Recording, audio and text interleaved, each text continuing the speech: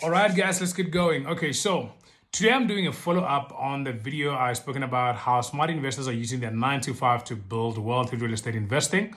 And after that video, I did a video called, should you get a high income skill to build wealth or should you get a job?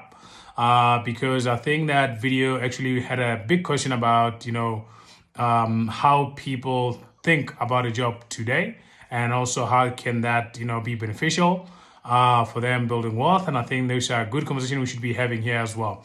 Otherwise, today we're going to be talking about something very interesting. So I'm going to lean forward towards the pros and cons of building your own real estate business. And I hope you guys are excited and watch this until the end and tell me what do you think. Because at the end, I'm going to ask you a question. I think that's very important. But before we get into that question, which is the main question of this video, let's talk about the cons. Let's start with the negative and try to end our video on a highly positive note as well. So let's talk about the cons of you starting your own real estate business. So first of all, you are responsible for everything. So everything that happens in your business, you are responsible for it. So you are your own boss. You chose your own hours, but you are also responsible for everything that happens in your business. You're responsible for your employees. You're responsible if you make money or not. You're responsible if you're closing deals. And you're also responsible for your clients as well. So that is something that you must actually put in mind to say, hey, if I start my own business, that means 100% responsibility is on me. It's not on your boss, not on your company. It's just on you as well. So that's going to have to be coupling that with the second point, which you're going to need a lot of self-motivation.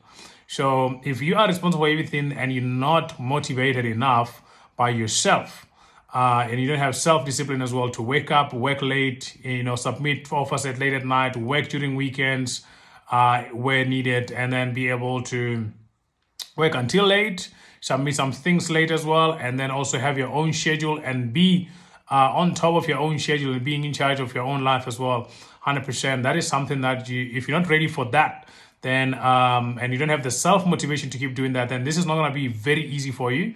I think that that's something you must consider as well very much.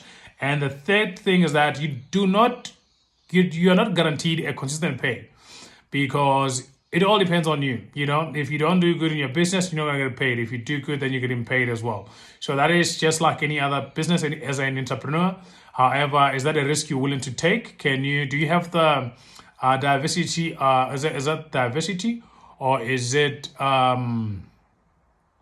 it's like a difficulty quotient, that can you handle difficult times without thinking yourself as a loser, without thinking that you're not worth it, without thinking that you're not going to get approval from friends, family, etc., without thinking that you can lose, maybe your girlfriend, wife, etc., without thinking too much about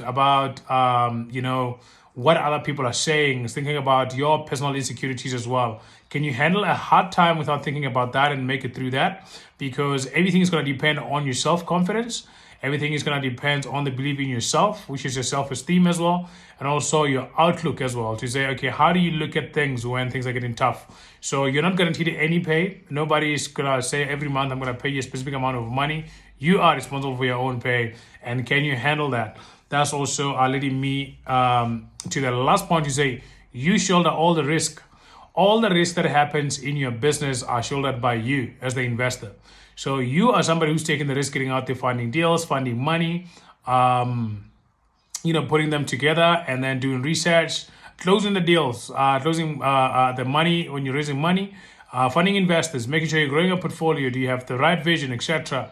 Your employees, investors that are investing with you, can you deliver the results? Are you delivering the results? Your team, your alliances, etc. All that stuff depends on you. So you shoulder all the risk. Can you handle that? That's a big question you must ask yourself to say, hey, I want to consider running this real estate thing full time. Is this something I can handle? And I think if you can answer that question, it should be leading you to the right direction. All right. So now let's talk about exciting things about investing in real estate, which I think is important right now. So the first one is you are the boss.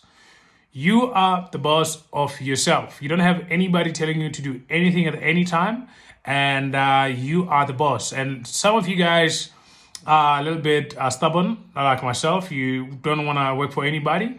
And you might find that it's a little bit difficult for you to take orders. You're very disagreeable. You have your own vision, plans, etc.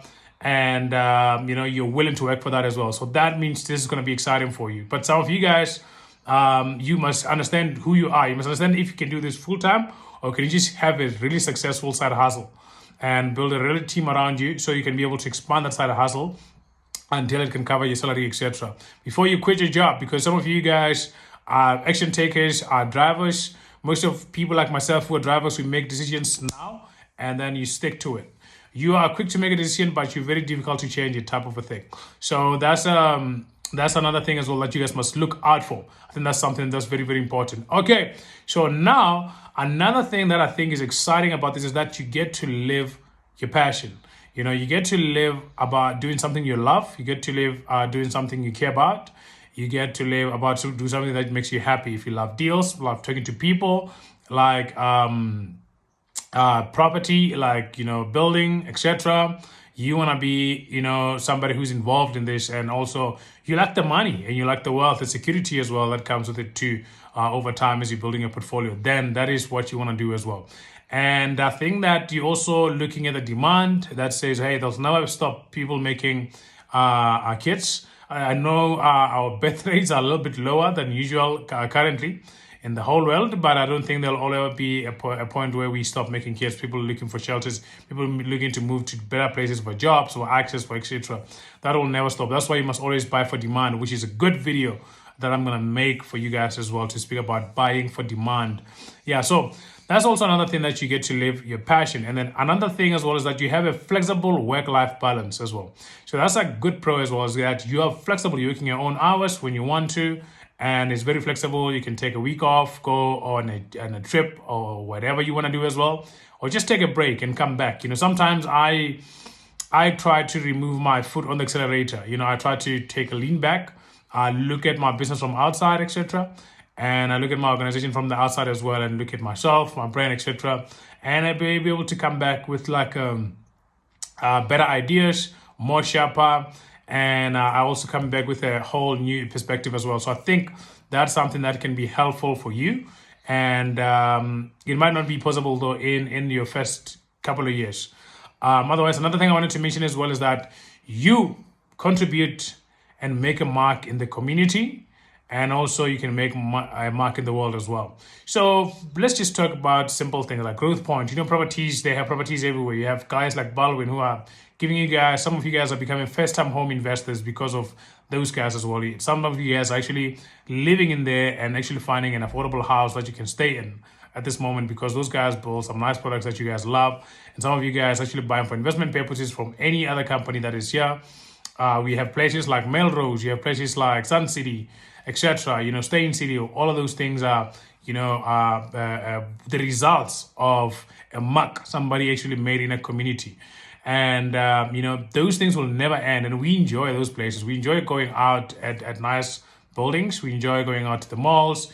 We enjoy seeing buildings like Discovery Buildings in Sandton. We enjoy, having a place to stay.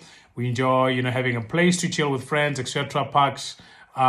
Places like Jewel City, that's a very nice place in your inner city. That's an incredible place. That's an incredible project.